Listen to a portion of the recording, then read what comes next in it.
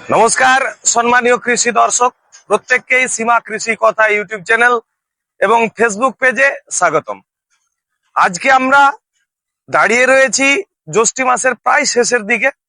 আর কিছুদিনের মধ্যেই জমিতে বীজ তোলা ফেলার কাজ শুরু করবেন চাষিরা। তাই বীজ তোলার পরিচর্যা, কিভাবে বীজ তোলা জমিতে তৈরি করবেন, কতটা জমির জন্য কতটা পরিমাণ বীজ ব্যবহার করবেন, বীজ শোধনের গুরুত্ব এবং চারা শোধনের গুরুত্ব নিয়ে একটা ছোট্ট ভিডিও আপনাদের সামনে তুলে ধরছি। চ্যানেলটিকে লাইক, শেয়ার, সাবস্ক্রাইব করে দেবেন, যাতে নতুন ভিডিও আপনাদের কাছে খুব দ্রুত আমরা পৌঁছে দিতে পারি। এবং কমেন্ট সেকশনে আপনারা আপনাদের মতামতটি অবশ্যই জানিয়ে যাবেন। এই যে বীজতলা, এই মাটিটি আমরা দেখতে পাচ্ছেন কিভাবে চাষ দিয়ে, গ্রীষ্মকালীন গভীর চাষ দিয়ে মাটিটিকে উলট পালট করে মাটিকে জীবাণু মুক্ত করার এবং রোগ মুক্ত করার একটা প্রয়াস করা হয়েছে, যেটি খুবই কার্যকরী।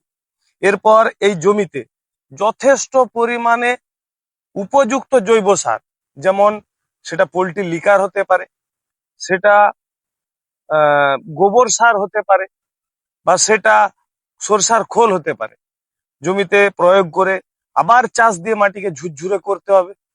যথেষ্ট ময়েশ্চার থাকা অবস্থায় বীজতলা ফেলতে হবে।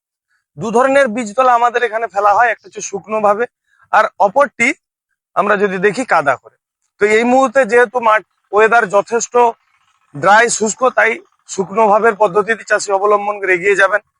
তো যে সমস্ত কৃষক রেডি হচ্ছেন, আপনাদের জন্য যে কোম্পানিরই সিড আপনারা কিনুন না কেন বা বাড়ির বীজই আপনারা ব্যবহার করুন না কেন, অবশ্যই বীজ শোধন ভাইটাল, এটা মাথায় রাখতে হবে। বীজ শোধন হলো ফসলের টিকাকরণ।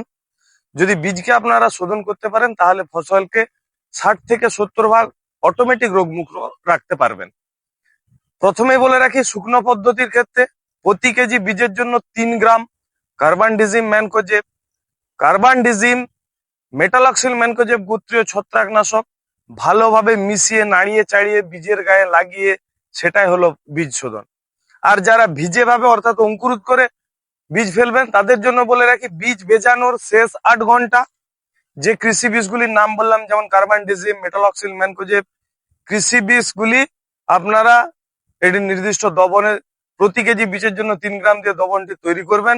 তারপর সেই দবনে বীজকে শেষ 8 ঘন্টা ভিজিয়ে বীজটি শোধন করে মূল জমিতে রোপণ বা বপন করবেন। এরপর বলে রাখি, চারা শোধনের গুরুত্ব কিন্তু অপরিসীম।